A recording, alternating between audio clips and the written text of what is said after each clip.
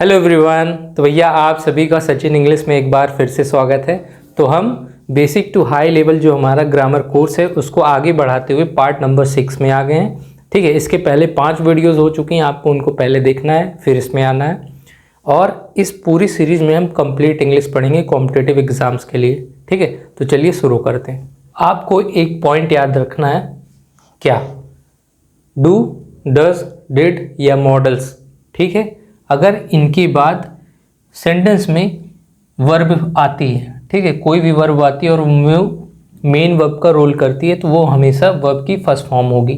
ठीक है, आपको ऐसे ध्यान रखना है। ये जो बनेंगे डू, डज, डिड, मॉडल्स, ये पूरा हेल्पिंग वर्ब का काम करेंगे।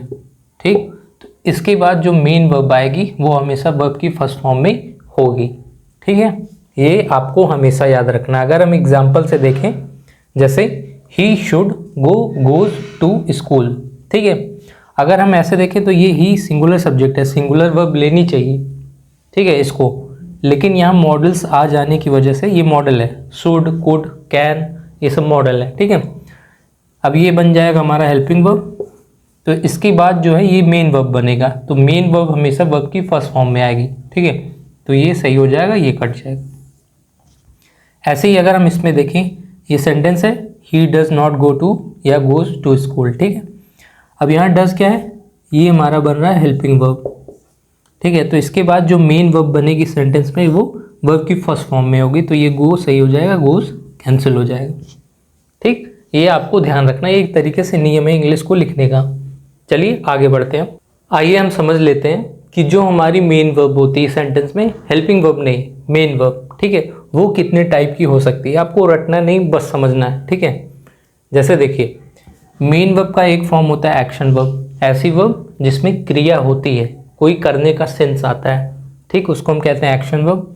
इन्हीं को अगर हम कहें तो डूइंग वर्ब्स होती हैं, जिसमें काम करने का सेंस होता है। ठीक, अब ये ट्रांजिटिव भी हो सकती हैं, इंट्रांजिटिव भी हो सकती हैं। ठीक है, ट्रांजिटिव इंट्रांजिटिव का मतलब क्या है, बेसिक में अभी ऐसे जान लीजिए, आगे इस पे और कॉन्सेप्ट हम पढ़ेंगे। ठीक है, ट्रांजिटिव वर्ब का मतलब क्या है, ऐसी वर्ब जिसको ऑब्जेक्ट मिलता है सेंटेंस में। ठीक है, उस वर्ब का ट्रांसफर हो रहा है उस ऑब्जेक्ट पे। ठीक, तो उसको हम कहते हैं ट्रांजिटिव। और ऐसी वर्ब जिनको ऑब्जेक्ट नहीं मिलती सेंटेंस में तब भी वो कंप्लीट सेंस देते हैं तो उनको हम कहते हैं इंट्रांजिटिव। ठीक है, तो एक्शन वर्ब ट्रांजिटिव भी हो सकती, इंट्रांजिटिव भी हो सकती। ठीक, अब मेन वर्ब का एक दूसरा फॉर्म है लिंकिंग वर्ब। ठीक, जो अभी हम पीछे की वीडियोस में पढ़े हैं।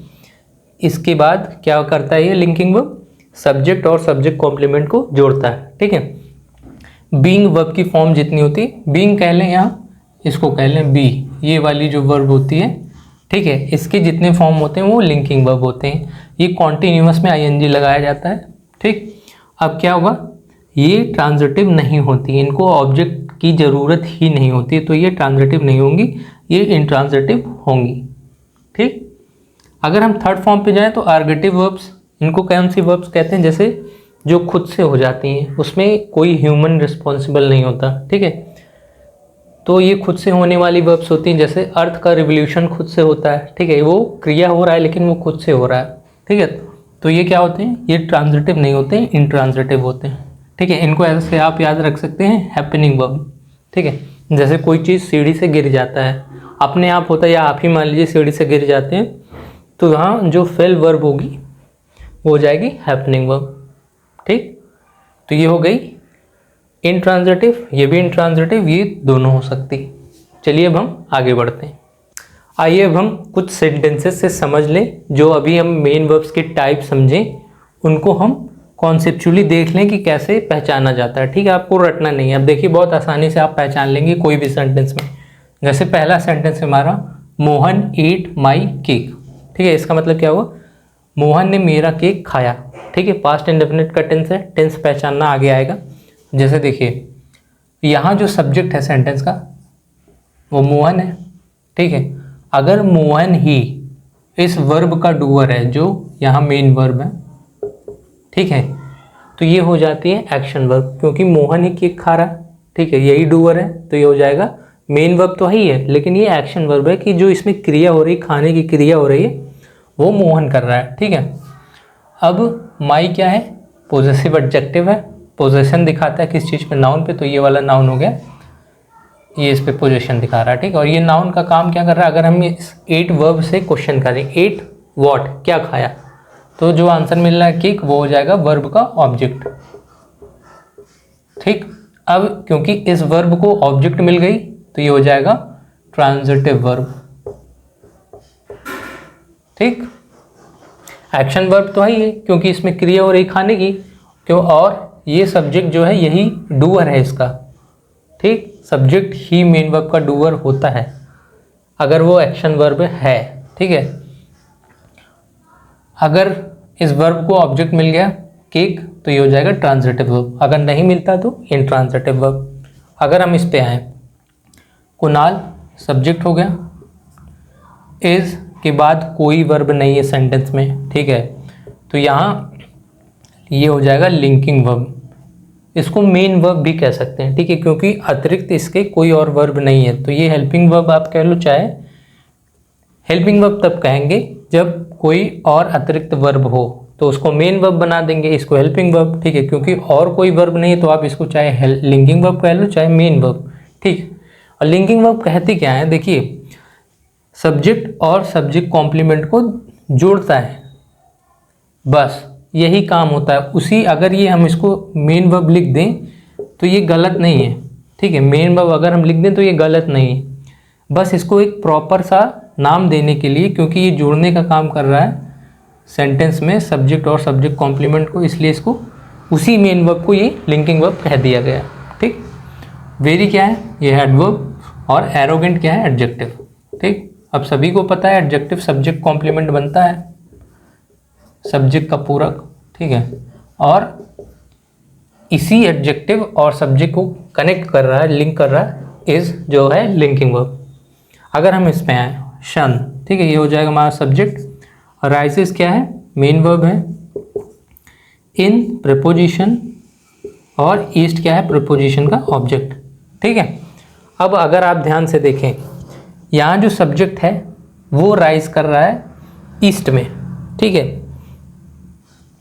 एक तरीके से अगर आप देखेंगे कि ये एक्शन का ट्रांसफर नहीं हो रहा है, ठीक है, सन तो राइज कर रहा है लेकिन सन के द्वारा राइज हो रहा,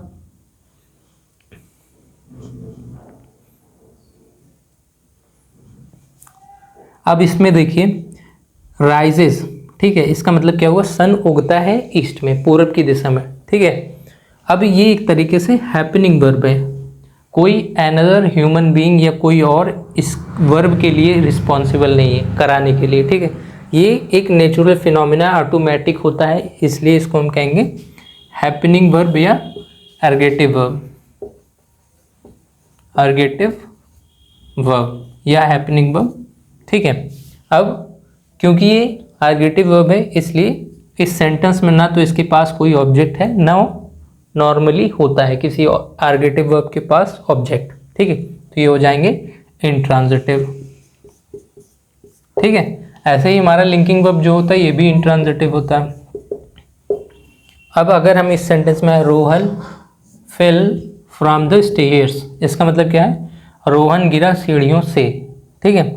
सब्जेक्ट मेन वर्ब, क्योंकि इसके अतिरिक्त कोई और वर्ब नहीं जो हेल्पिंग वर्ब बन जाए, फ्रॉम होता है प्रीपोजिशन, ये हो गया प्रीपोजिशन का ऑब्जेक्ट, ठीक है। अब यहाँ गिरने की क्रिया, अब जानबूझ के रोहन तो गिरेगा नहीं ना सीढ़ी से, ये ऑटोमेटिक वर्ब हो रही है, क्रिया ऑटोमेटिक हो रही है, तो इसको हम कहते हैं आर्गेटिव वर्ब, ठीक। अब क्योंकि ये आर्गेटिव वर्ब है, ना इनको ऑब्जेक्ट मिलता है वैसे ही, और ना इस सेंटेंस में स्ट्रक्चर के हिसाब से इसको ऑब्जेक्ट दिया गया है, ठीक है, तो ये हो जाएंगे हमारी इंट्रांजिटिव वर्ब।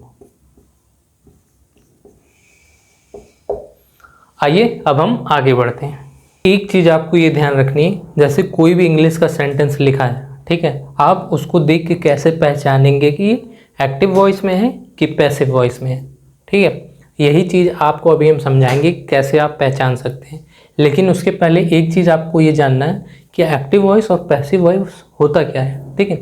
देखिए एक्टिव वॉइस का मतलब क्या है, जब सेंटेंस में जो मेन डूअर है, मेन सब्जेक्ट है, उसके ऊपर आपको जोर देना हो कि हाँ यही ये क्रिया कर रहा है, ठीक है, तो वो हो जाता है एक्टिव वॉइस। लेकिन पैसिव वॉइस में क्या होता है, जो वो मेन सब्जेक्ट है, काम कर रहा है ना, जिस चीज़ पे काम कर रहा है, अगर उसको उस पे आपको जोर देना है और वो सेंटेंस के शुरू में रखना है, तो उसको हम कहते हैं पैसिव वॉइस। जैसे एग्जांपल से देखिए, ये एक्टिव वॉइस का सेंटेंस है, इसमें डूअर क्या होता है, सब्जेक्ट होता है, जो काम करता है उसी को सब्जेक्ट कहते हैं, और रिसीवर क्या होता है, ऑब्जेक्ट होता है, ठीक। जैसे यहाँ देखिए, मोहन स्टोल अ कार, इसका मतलब क्या है, मोहन ने एक कार चुराई, ठीक। अब मेन वर्ब है, सेकंड फॉर्म में है, तो ये टेंस हो जाएगा पास्ट इंडेफिनिट का, ठीक। अब चुराने का काम कौन कर रहा है, मोहन, ठीक। तो मोहन पे ही हमको जोर दिखाना है कि हाँ मोहन ही चुराने का काम कर रहा है, तो ये हो जाएगा हमारा एक्टिव वॉइस, ठीक। और चुरा क्या रहा है, कार चुरा रहा है, तो कार हो जाएगा ऑब्जेक्ट, ठीक। लेकिन इसका उल्टा क्या होता है पैसिव में, अगर हम जिस चीज़ पे जोर दे रहे हैं, जैसे हमारा कहने का तरीका बदल गया कि एक कार चुराई गई मोहन के द्वारा, ठीक है, अब हम जिस चीज़ पे जोर दे रहे हैं वो हो गया हमारा कार, ठीक है। जो उसमें ऑब्जेक्ट था यहाँ हम उसको सब्जेक्ट बना देते हैं, ठीक। बस अंतर क्या है, जोर देने का तरीका, किस चीज़ पे हम जोर दे रहे हैं वो बदल जाता है। जैसे यहाँ कहना है कि मोहन ने कार चुराई, इसमें हम उल्टा कहते हैं कि कार चुराई गई मोहन के द्वारा, ठीक।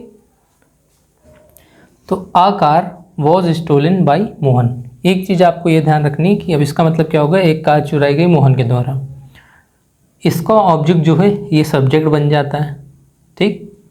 और जो इसका मेन वर्ब रहता है जिस टेंस में, वही टेंस इसमें भी लगेगा, ठीक। एक्टिव पैसिव में कभी भी टेंस नहीं बदलता, ठीक। बस लिखने का तरीका बदल जाता है। क्या करना है आपको, जैसे यहाँ पास्ट था, ठीक है, पास्ट इंडेफिनिट था, तो पास्ट इंडेफिनिट इसमें भी रखना है, बस आपको ये वाला स्ट्रक्चर मेंटेन करके चलना है। जैसे आकार जब आप इधर लाओगे, ये सब्जेक्ट बन गया, ठीक है। अब सब्जेक्ट है सिंगुलर, ठीक है, और V + V3 का फॉर्म आपको रखना है। ये जो मेन वर्ब है इसका थर्ड फॉर्म बन जाता है, ठीक। और ये जो B का फॉर्म है, जैसे यहाँ ये वॉज लगा है, ये टेंस और सब्जेक्ट के हिसाब से लगता है, ठीक है, टेंस और सब्जेक्ट के हिसाब से। पास्ट इंडेफिनिट, मेन वर्ब, तो मेन वर्ब को आपको सीधे लिख देना है थर्ड फॉर्म में, स्टोलन, इसका काम खत्म, ये हो गया। अब ये वाला आपको रखना है, पास्ट में रखना है, सब्जेक्ट सिंगुलर है, तो पास्ट में बी की फॉर्म सिंगुलर सब्जेक्ट के लिए वॉज आती है, ठीक। प्लूरल सब्जेक्ट के लिए वर, तो हम लिख देंगे वॉज, ये हो जाएगा बी का फॉर्म, मेन वर्ब की फॉर्म थर्ड फॉर्म में लिखना है स्टोलन, ठीक। और एक चीज़ आप हमेशा लगाएंगे, बाई लगा के, प्रीपोजिशन लगा के, जो यहाँ का सब्जेक्ट होता है वो यहाँ लिखते हैं, जो बन जाएगा प्रीपोजिशन का ऑब्जेक्ट पार्सिंग के हिसाब से, ठीक। तो कोई भी पैसिव वॉइस का सेंटेंस आपको मिलेगा तो एक चीज़ आपको ध्यान रखनी है, उसमें हमेशा ये स्ट्रक्चर बनेगा, एक बी की फॉर्म रहेगी जो आपको बताएगी टेंस, कि सेंटेंस आपका किस टेंस में है, ठीक, प्लस जो मेन वर्ब रहेगी वो हमेशा थर्ड फॉर्म में रहेगी। यही आपको ढूंढना है स्ट्रक्चर, अगर ये मिल जाए तो वो सेंटेंस आपका पैसिव वॉइस में है, और अगर ना मिले, सीधा मेन वर्ब मिले सेकंड में, थर्ड में, हैज़ हैव के साथ, तो वो हो जाएगा एक्टिव वॉइस, ठीक। तो चलिए आज के टॉपिक हम यही ख़त्म करते हैं, अब मिलेंगे अपने नेक्स्ट वीडियो में, तब तक के लिए धन्यवाद।